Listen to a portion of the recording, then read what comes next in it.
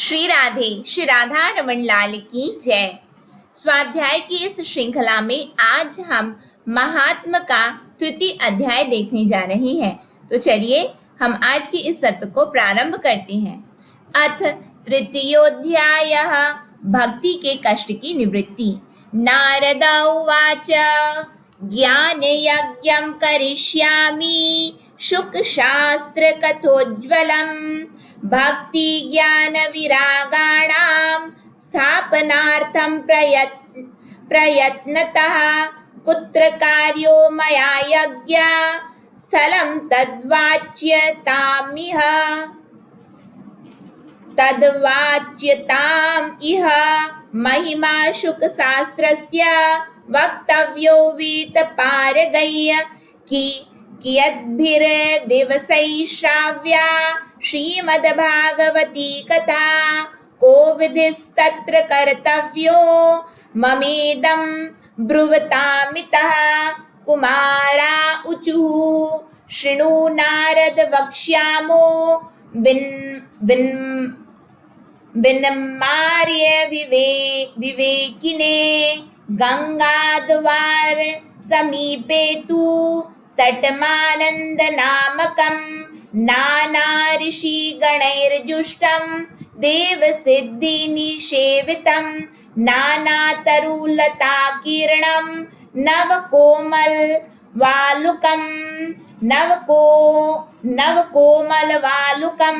रम्यमेकान्तदेशस्थं हेमपद्मसुसौरभं यत् समीपस्थजीवानां वैरम चेतसी न स्थितम।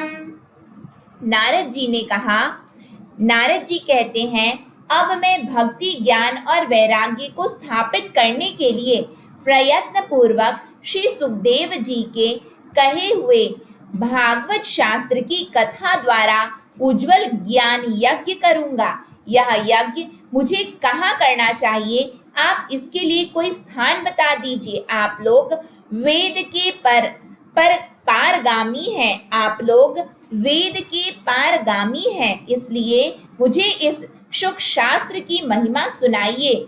यह भी बताइए कि श्रीमद् भागवत की कथा कितने दिनों में सुनानी चाहिए और उसके सुनने की विधि क्या है। सनकादि बोले, नारद जी आप बड़े विनीत और विवेकी हैं। सुनिए, हम आपको ये सब बातें बताते हैं। हरिद्वार के पास आनंद नाम का एक घाट है। वहाँ अनेकों ऋषि रहते हैं तथा देवता और सिद्ध लोग भी उसका सेवन करते रहते हैं। भांति भांति के वृक्ष और लताओं के कारण वह बड़ा सघन है और वहाँ बड़ी कोमल नवीन बालू बिछी हुई है। वह घाट बड़ा ही सुरम्य और एकांत प्रदेश में है। वहाँ हर समय सुनहले कमलों की सुगंध आया करती है। उसके आसपास रहने वाले सिंह, हाथी आदि परस्पर विरोधी जीवों के चित्त में भी वैर भाव नहीं है। वहां आप बिना किसी विशेष प्रयत्न के ही ज्ञान यज्ञ आरंभ कर दीजिए। उस स्थान पर कथा में अपूर्व रस का उदय होगा। भक्ति भी अपनी आंखों के ही सामने निर्बल और जरा जीर्ण अवस्था में पड़े हुए ज्ञान और वैराग्य को साथ साथ लेकर वहां आ जाएगी, क्योंकि जहां भी श्रीमद् भागवत की कथा होती है वहां ये भक्ति आदि अपने आप पहुंच जाते हैं। वहां कानों में कथा के शब्द पढ़ने से ये तीनों तरुण हो जाएंगे।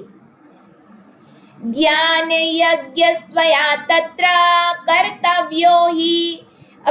कर्तव्यो हि प्रयत्नतः अपूर्वरस रूपा च कथा तत्र भविष्यति। पुरस्थं निर्बलं चैव जराजीर्णकलेवरं तद्वयं च पुरस्कृत्य भक्तिस्तत्रागमिष्यति। यत्र भागवती वार्ता तत्र भक्त्यादिकं व्रजेत्। कथा शब्दं समाकर्ण्य तत्रिकं तरुणायते। सूत उवाच एवमुक्त्वा कुमारास्ते नारदेन समं ततः गंगातटं समाजग्मु कथापानाय सत्वरा। यदा यातास्तटं ते तु तदा को कोलाहलोभ्य तथा तदा कोलाहलोऽप्यभूत् भूर्लोके देवलोके च ब्रह्मलोके तथैव च। श्रीभागवत पीयूषपानाय रसलम्पटा धावन्तोऽप्याययुः सर्वे प्रथम ये च वैष्णवा। भृगुर्वसिष्ठ च्यवनश्च गौतमो मेधातिथिर्देवलदेवरातौ रामस्तथा गादिसूतश्च शाकलो मृकण्डुपुत्रात्रि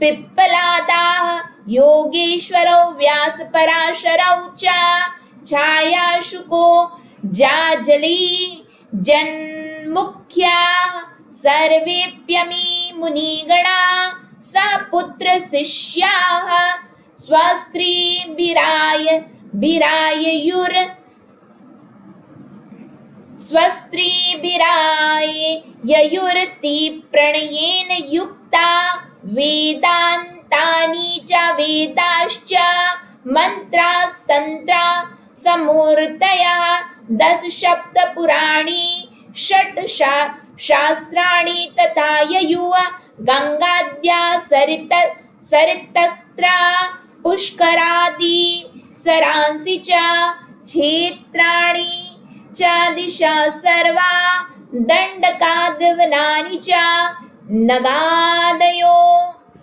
ययुस्तत्र देवगन्धर्वदानवा गुरुत्वात् तत्र नायातान् भृगु सम्बोध्य चानयत् दीक्षिता नारदेनाथ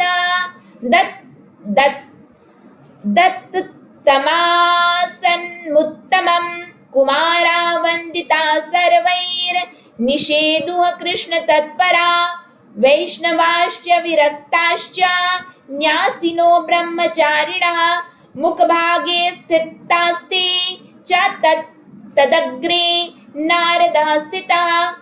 सूत जी कहते हैं, इस प्रकार कहकर नारद जी के साथ सनकादि भी श्रीमद् भागवत कथामृत का पान करने के लिए वहां से तुरंत गंगा तट पर चले गए।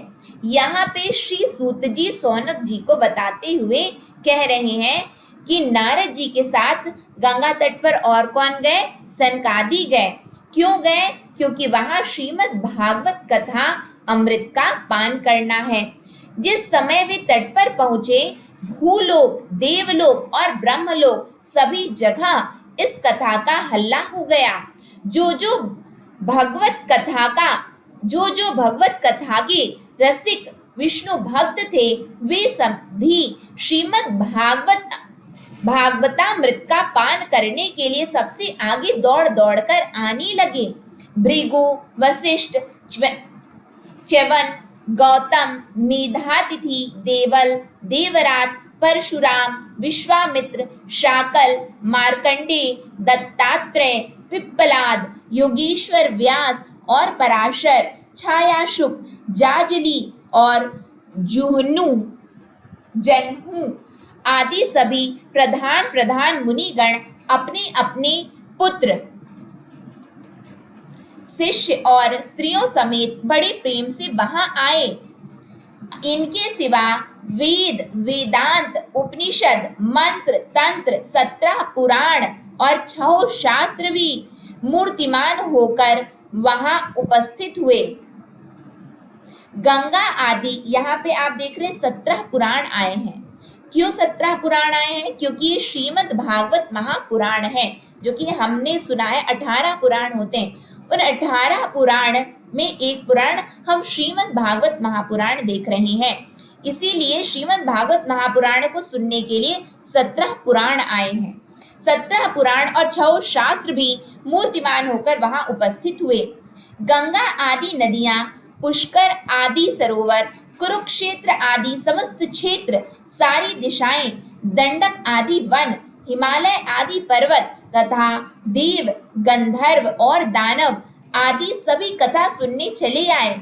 जो लोग अपने गौरव के कारण नहीं आए, महर्षि भृगु उन्हें समझा बुझाकर ले आए। तब कथा सुनाने के लिए दीक्षित होकर श्री कृष्ण परायण सनकादि नारद जी के दिए हुए श्रेष्ठ आसन पर विराजमान हुए। उस समय सभी श्रोताओं ने उनकी वंदना की। यहाँ कथा सुना कौन रहा है? देखिए, श्री कृष्ण पारायण सनकादि नारद जी के दिए हुए श्रेष्ठ आसन पर विराजमान हुए। उस समय सभी श्रोताओं ने उनकी वंदना की। श्रोताओं में वैष्णव, विरक्त, सन्यासी और ब्रह्मचारी लोग आगे बैठे और उन सबके आगे नारद जी विराजमान हुए।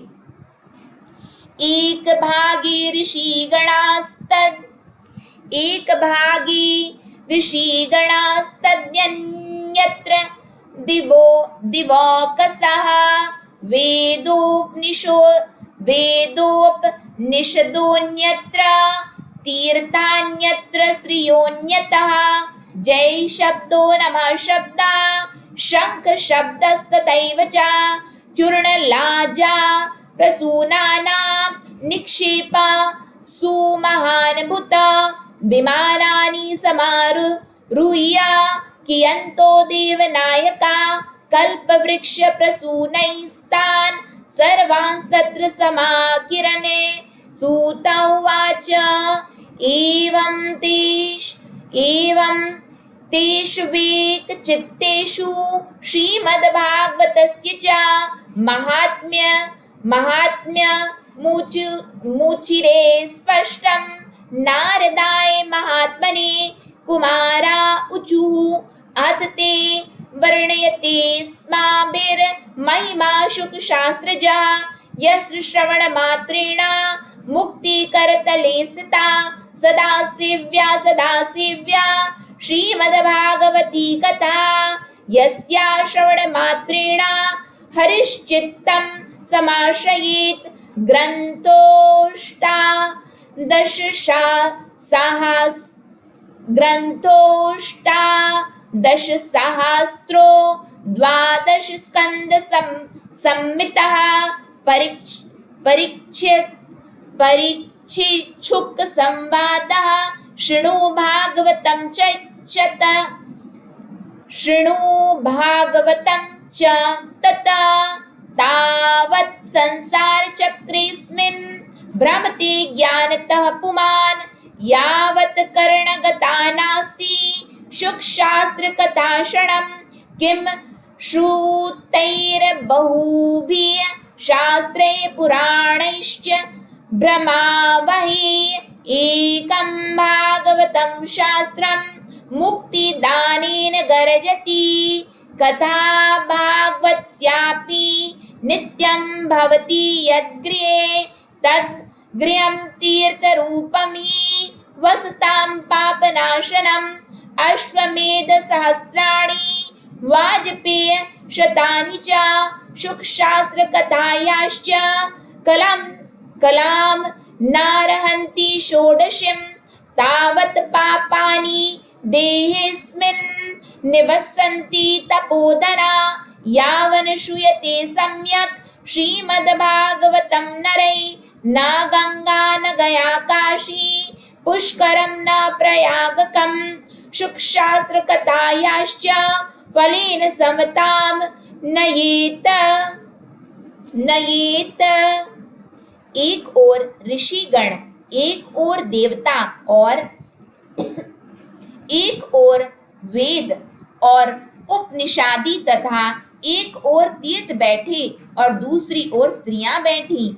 उस समय सब ओर जय जयकार, नमस्कार और शंखों का शब्द होने लगा और अबीर, गुलाल, खील एवं फूलों की खूब वर्षा होने लगी।